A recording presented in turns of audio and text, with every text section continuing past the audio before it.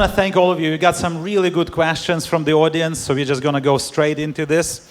And one question that stood out, all were great, so please, everyone who sent questions, please do feel really good about the questions you sent. But one question that we want to focus on now is, what are 3 ways in which young leaders can convince senior leaders, and you actually specified 30, 40 years in ministry, and that don't see any issues with the way things have been done so far? How can we convince them to collaborate? I think this is a really good question. So I would like to ask our panelists each to give one suggestion. One suggestion. I'm going to jump in here first because my first experience in a church was as a 25-year-old senior pastor in a well-established church of 130 years, and our seniors were 70 and 80 years old. And I remember, I want everybody to just do two things. Make 2 circles with your hands. So one circle is an elastic band of change. The other one is an elastic band of relationship. And he said, I want you to imagine that these 2 things are connected. And we often pull on the change elastic without actually strengthening the relationship elastic. And I think one of the best pieces of advice that I can give young leaders is, you think they're resisting to change, but they're likely the relationship isn't able to sustain it. And so this is the quote: change can only happen at the rate a relationship can sustain. And so my challenge to young leaders is to build those relationships and to help you wrestle with the senior leader to understand that you really want to steward their legacy well and want to carry that forward. Yeah. If God has given you a vision, if you're a young leader and God has given you a vision, do what God has called you to do. And don't let a senior leader who's too slow or not willing to acknowledge the need for it be the barrier. Just do what God has called you to do. There's too much urgency.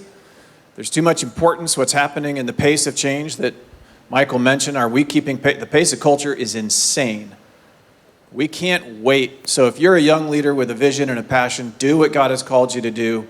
If He's with you, He will open the doors. It may mean you have to make some changes in where you're located or how you do it, but do not become slowed down and burdened by that failure of senior leaders to see what you're there. Because leaders lead. Go create that thing. I would add to that, yes, pursue the vision that God's given to you. But here's one thing to think about is, if a senior leader is not willing to run with you, find one that will. Find one that will. Last night I talked about a pull versus push leadership style. Yeah. You're not going to be able to push the senior leaders into doing what you want them to do. And you need the wisdom, the discernment to understand when to walk away from that and go find somebody else. I promise you, you will find a senior leader that wants to run with you. And when you run with that senior leader, what you'll be doing is you'll be modeling, you'll be sharing a story of collaboration that others will then begin to see. And other senior leaders, the ones that turned you down, they're going to be looking at that story going, man, I missed an opportunity there. Okay? So don't give up on your vision, what God's given to you. Find the person who's going to run with you and pull others along later on. I completely agree with Michael. In my situation, I have many people that have 30 to 40 years of experience that I have to work with. But there are always people out there who gives one space and gives one space for ideas. And there is a lot of wisdom in not antagonizing people, I think. You know, everybody thinks and wants to do the best for the kingdom of God, by and large. And we need to pull all this, the better people out of them. You know, we don't want to pull the ego. As Bishop F said, there is a common vision. So pull that common vision out and think about it. So, Can I say one more thing real quick? Also, with those that are not willing to run with you, try to find out why. Yeah.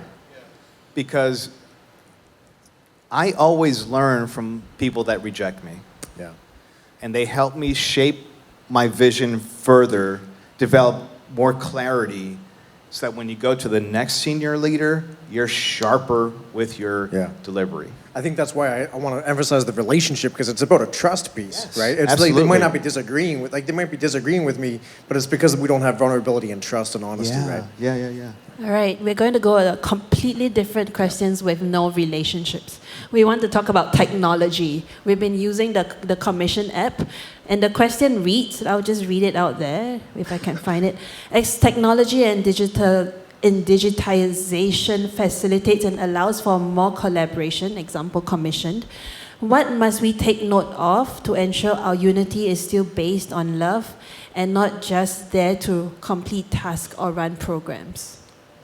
So the Bridgely platform is a technology, and that question is exactly the one that we're intending to answer by those principles and pillars.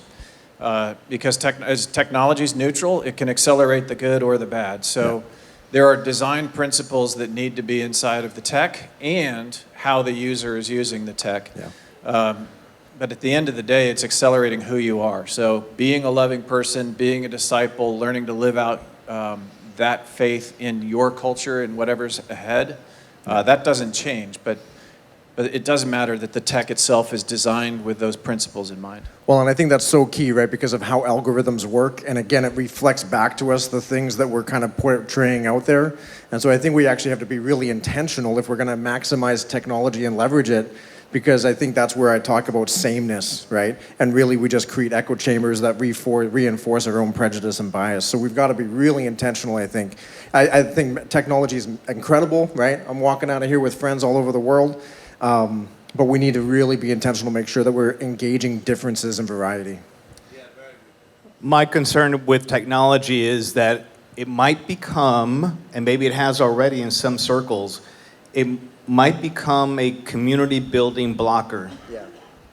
Because there's so much technology, and there's so many different apps and so many different ways of communicating nowadays that I think sometimes it becomes a little bit overwhelming. What I actually do on my phone is I turn off certain notifications. So when Julie's trying to reach me on WhatsApp, she's like, "Did you get my message?" No, I've got the notifications turned off right now. But Okay. here's the point is that technology is wonderful. We need it. It serves a great purpose, but don't allow it to become a community building blocker. Great. One last question. We have only a few minutes, so you'll have to be very precise Got and it. very specific. So the question that one of you asked, what are some of the greatest examples of collaboration that you witnessed or are observing in the kingdom now? Yes. Each of you get to have one example, not necessarily what you do, but very briefly. Yeah, so the Evangelical Fellowship is made up of 45 different denominations and 6,000 churches in Canada, and everything we do is birthed out of collaboration. We don't actually approach Canada with an agenda. We listen to our affiliates and say, what do you need? And then we work together to share resources and investments to actually make those things happen.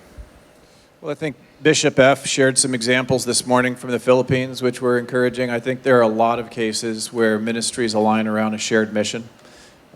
But I don't think we've yet seen the examples of how that can be done in the 21st century way with the tech involved. Pastoral training program in Uganda, needing more training for their leaders. A seminary nearby voluntarily sends their professors to these pastoral trainers in Uganda, and they're helping to educate them so that when they train the pastors, they're better equipped to do so. Great, thank you. I also want to point us to some examples that are actually many of us here in this room experienced, especially that has to do with children. 414 movement, does anybody know what 414 movement is? Well, we need to revive that a little bit. So Dr. Bamban has spent years, and many of us, also Todd, myself, in 414, then also Global Children's Forum, great example of innovative collaboration. World Without Orphans, I'm not unbiased here, but I think another great example of collaboration. Next Move, what we heard yesterday, great collaboration focus on youth. So I'm kind of going very quickly, but I just want to encourage us. There are some great examples of collaboration happening as we speak. In common, a vision that children-focused ministry and family-focused ministry are rallying around. These are some global examples. There are examples of regional level, national level collaboration. So it's not all bad news. It's actually, there are some really great news. And here is another part of great news. There are some experienced senior leaders that are key people in these movements, that are serving alongside young people and younger people in seeing God's kingdom collaboration happen. So thank you so much, and back to Peron. Thank you very much, Ruslan. Thank you very much, our panel. Today we heard about why we should do it from a theological perspective. We heard about the vision of collaboration and the possibility of platforms out there in technology. We heard about challenges and how do we want to overcome it. We heard about what young people can do to bring people along with us in collaborating. We heard about experiences. We have not heard about many other things, but we have an app. We have some ways that we can continue to collaborate and provide answers after this session. So thank you very much, our panel. Thank you very much for all of your participation. And as we finish today, right now, this panel, I just want to say that we will continue to collaborate on the app. So thank you.